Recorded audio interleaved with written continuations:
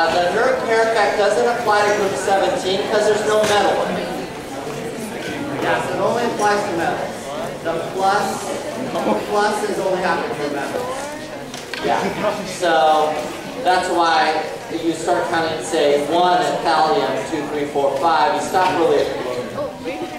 It's as far as you really go. Okay? Yeah. All right, number 2. Yeah.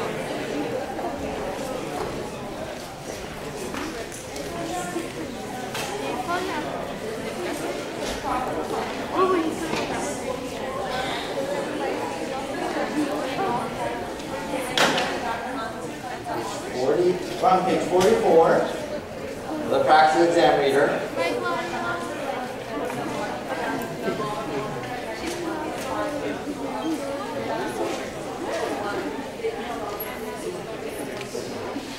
So it says determine the order, this is number 17 on page 43 really.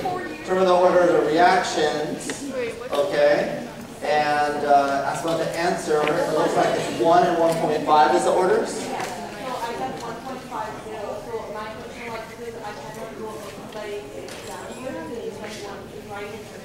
Yeah, and so it looks like it was 1.5. It's totally okay if you don't get a whole number. If it's within 10% of a whole number, I would round. But if it's like 1.5, 1.25, 1.3, I wouldn't round. However, and that would be what you do in Chem 2C because we're giving you easier examples. But there could be examples where you would have a rate of 1.17 or what have you. Yeah, but I'm going to give you a whole number or an obvious fraction of a number. 0.25, 0.3, 0.5, like that. Okay, next. Yes? And I'll come to you next. How much of OChem should you know? This is page 65. What number was it? Number 8. We haven't done boiling points yet, though you've learned that in Chem 2B, but we didn't technically get to it in Chem 2C yet, but it'd be the one with the higher intermolecular force. We'll pretend we don't know. What are delocalized pi electrons? Is that the question? That's whenever you have resonance. Pi electrons happen whenever you have 2 p orbitals, or double and triple bonds. Is there a specific question on top of that? Same page. Number 9. Okay. You're talking about 9, not 9G or 9H? This is again page 65, spring 2003. Okay. Well, the question you want to ask, is there any resonance there that move double bonds around? So I'll show this for everybody. For this molecule right there, are there double bonds that will move around? No. So there's no delocalized pi electrons. You might be able to find some resonance structures that are reasonable. We have to draw it out to double check. But if we're asking specifically about a double bond pi electron, we have to, or a delocalized pi electron, we'd have to see double bonds moving around. So a counter example would be something like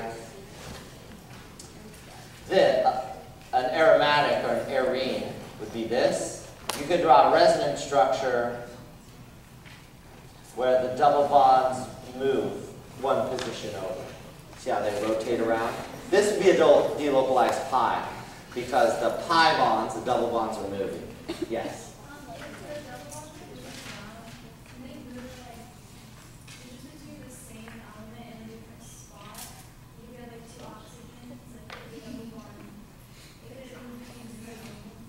How will the double bond move is sort of the question. Usually it's going to move one position over.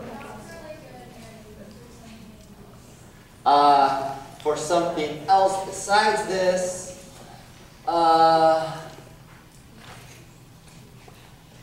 if you had like this sort of structure, you could have a resonance of this.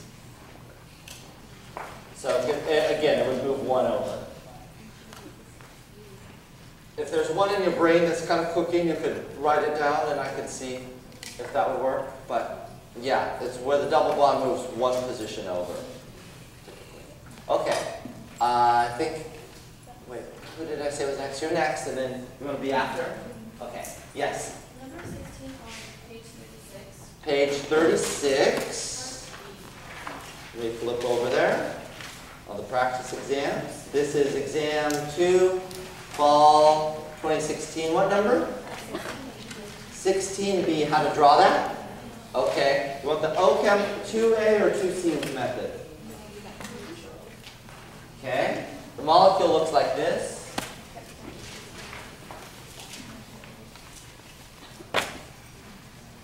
And you see I tell you it's an ester, so you should be expecting that. That'll help you if you do it the 2C way.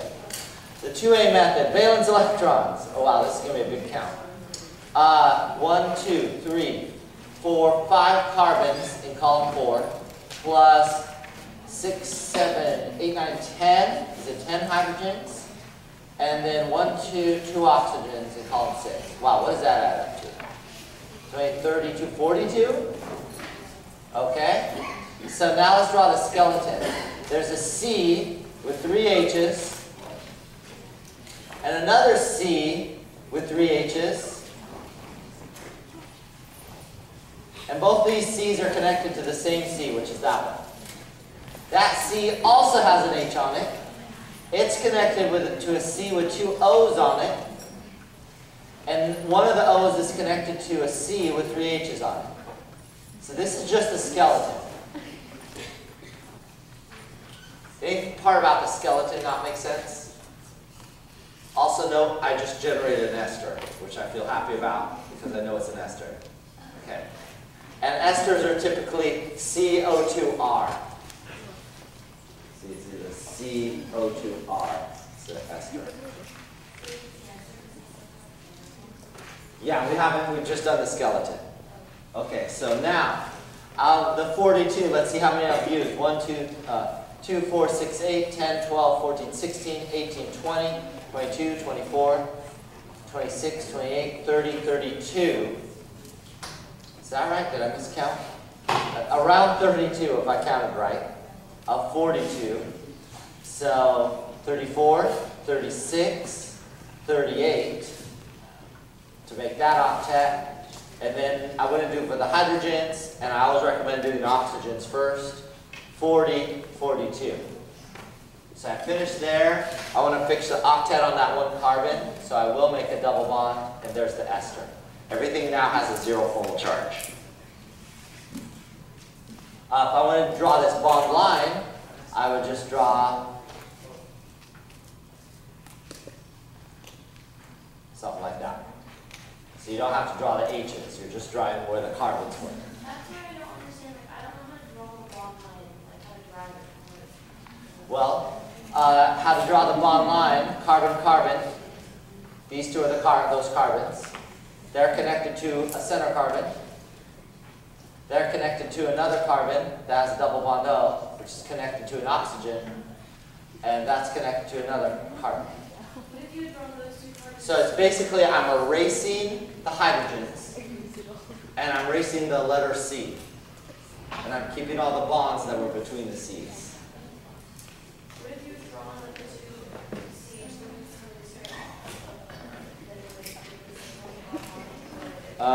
Can you draw it for me on your page? I don't know what you mean. Yeah, can I show that? That's just a conformer. Doesn't matter. We haven't shown shape yet. The question is, can you draw this? Yeah, this is the same thing. It's just a conformer of what I drew. Two CH3 up top and bottom. Doesn't matter. So for bond line, how would that happen? It wouldn't. Yeah, not until you get to the shape. So I could draw like two lines right off the bat, third carbon there. Uh-huh. When you get to doing shape, you need the zigzag looking structure. So it needs to zig and zag. To count for tetrahedrals and to count for trigonal planars. So that would more look like that. So I'm zigging and zagging each time. So these kind of it sort of would look like a Y sort of shape between these three. Yes? Could you draw this on the exam? That's what I would do. Yeah, but if it's easier for you, you can draw that. But then if I asked you to draw the three-dimensional shape, you would be done here. Oh, you'd want to put the lone pairs. You'd be done here, but definitely not done here. You need to put all the dashes and wedges in there. Yeah, so this would be significantly easier. Was that your question? Did I tackle your question? To do it the OChem way, the 2C way, I mean, you would say, I've got a carbon with 2 carbons on it. So I've got a carbon, 2 carbons on it. That carbon is connected to a carbon with that looks like an ester. So you double bond O, and then a methyl group. And that would be it. So knowing that, either knowing that it's an ester or seeing the CO2H, you would just draw the functional group as a whole. Yes?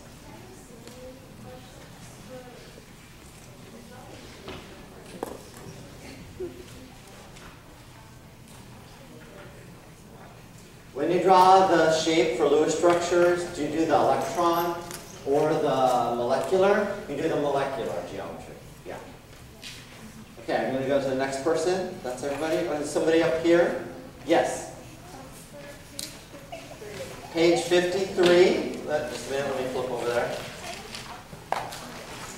Page 53. This is exam 2, fall 2006. What number? 18. What part do you want me to do? D and E.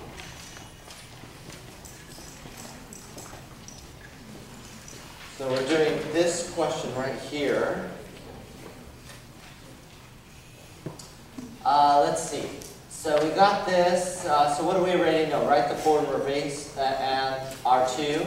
Write the intermediates. Use PSSH for the intermediate, and then write expression. Okay. So I'm assuming you got part C. Okay. So the intermediate is N2O2. Let me copy down the answer for part C on number 17. You would have got this. Let's see.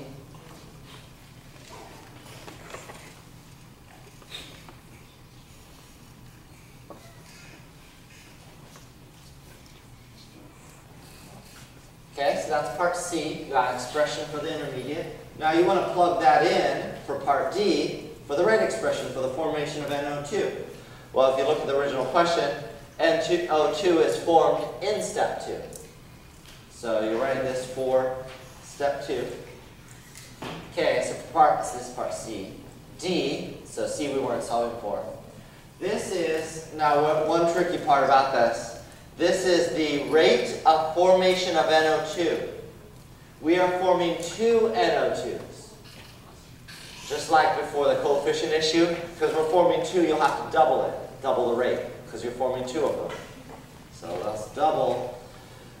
So the rate, for example, let me give you an example. Rate 2, if you're just writing it out as normal, would be this.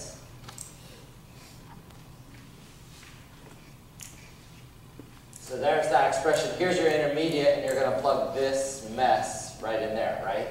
However, you don't want rate 2 specifically. You want the rate of formation of NO2, which is double that rate. So you need a 2 in there, basically, is what happens. You need that number 2. Is that okay?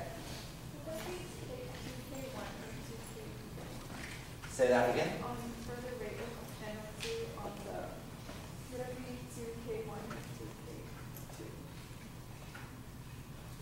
Oh, did I write K? Oh, sorry. It's K2. You're right. My bad. Excellent. So is that okay for part D? Yeah, I guess I'm confused for the 2 cases. Yeah, that's confusing. Do you still want to do E? It's up to you. Okay? So now let's assume you know you got the answer for part D was this 2k1 times k2 NO squared. So this is after plugging in all that fun stuff from up above, k1 plus k2 O2. All right, so you plug that in, you got that monster, and then you want to do part E. Part E says, simplify the expression for the rate of formation of NO2 by assuming that step 2 is the slow step. So R2 is slow. So we want to put that in terms of K. Let's compare K2 with the other K's, K1 and K1 prime. Which one's larger, the 1s or the 2s? The 1s, because if 2 is slow, then it's numerically small. That means K2 is numerically small. So all the other K's are significantly larger. So we're going to go back to our previous answer and drop out any terms with a K2 if there's addition or subtraction. So in the denominator, there's addition. I'm going to drop out that term right there. So after we drop that out and we rewrite it, you have 2, K1, K2. So I'm going to write all this mess again. Like this. Then you'll see, oh, one more term just through math drops out. That one. And then that was the end of the question, I believe. But then you were supposed to have a moment of inspiration during the test. You have to say, oh my goodness, look at that. It matches what the answer is. So I literally told you the answer in the question. It's right here. If you don't get something that looks like this, so K here is 2K2 in this case. But it's under the second power of that to the first. Okay? So if you didn't get an answer that was what I told you was the answer, that would be a little crazy. Okay, cool. Who's next? Yes?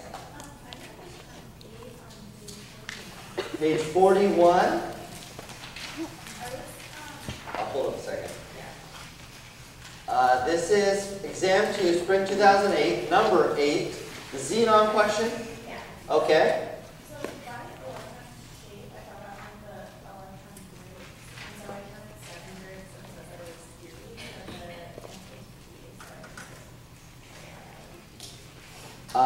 Can I see your answer?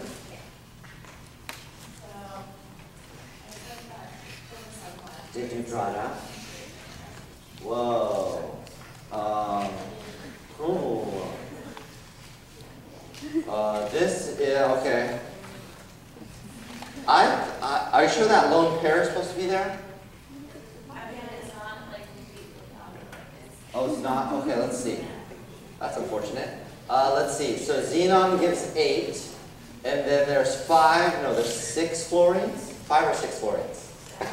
6 fluorines in column 7. So 6 times 7 is 42, plus 8, that's 50. Wow, 2, 4, 6, 8. I guess that makes sense. Oh yeah, that's tough. So oh yeah. And you said it was, so you're saying the answer is wrong? I guess it's possible. What did you think the answer was? You thought it was D? Okay, that sounds great to me. Cool. Did that answer your question? Okay, cool. That was easy. Good. Thanks for finding that. Who's next? Let me make sure if there's somebody new who has a question. No? Okay, yes.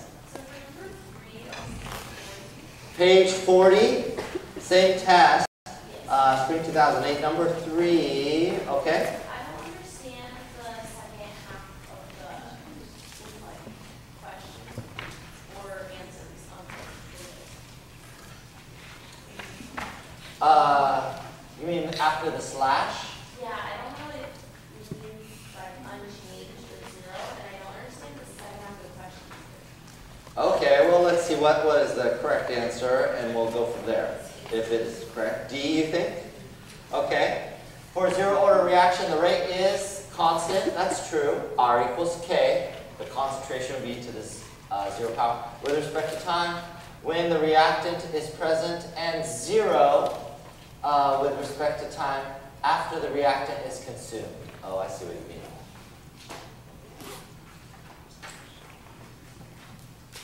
Okay, so we got a 0, or let's just say A goes to P. The rate equals K, A to the 0, should be K. Okay, so the rate is, this is a constant. All right, with respect to time when the reactant is present, and blank with, let's see, the rate is blank with after the reactant is consumed. Okay, so let's go, let me make a little grid, kind of like you would do in Chem 2B, just to think about it here. This is before, this is after. I don't know, let's just pick a random number. Let's say there's 2 molar here and 0 here. And then this kind of all reacts away, so you end up with 0 here, and let's say it's a 1-to-1 molar ratio, so you get 2 molar of that at the end. Is that right? Kind of like you would stoichiometry table, say from Chem 2B. Okay, so initially the rate is constant. We're converting the 2 molar over to products. 2 molar of reactants over to products. Okay, so it's constant. Boom. When it's all done, the reaction won't be happening anymore. Is that okay? So the rate is 0. It's not happening because the reaction's over. So it's like you've arrived, you're driving to San Francisco, say from here. It's like, what's your velocity when you reach the house at San Francisco? 0, because your car should not be moving. You're at your friend's house. Yeah. 0, that's what the zeros mean. Unchanged, say for part A and B, means the rate is not changed from here to here, which wouldn't totally make any sense, because if there's no reactant left, the rate should go down to 0. I guess if the reaction's over, yeah. So why isn't it like linear with a negative slope? Because in seconds, 0 words, so technically it does have. Why is it? Does anybody know that? That's a great question. You've got it. You were so fast. Okay. We're talking about this, which is constant over time, and you're thinking about this, which is like this. Rate versus time is different than concentration versus time. When we were doing our plots, we did this, the integrated rate law, but we're talking about this in this question. Is that right? Okay, cool. Who's next? Or we're done, which is fine too. It's time to go home and watch TV. Yes? Oh, last question. This will be it. Okay. Page 43, same test. 18, Epidemiology, Part D. What concentration of healthy people does the death rate become critical? So I'm assuming you could do that on the parts. So I'm going to write down the answer to part C.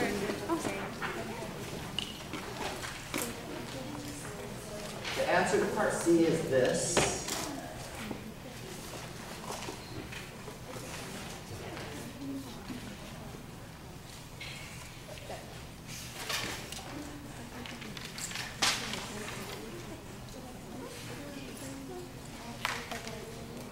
Oh, I did cursive in the numerator and then non-cursive here. Sorry about that.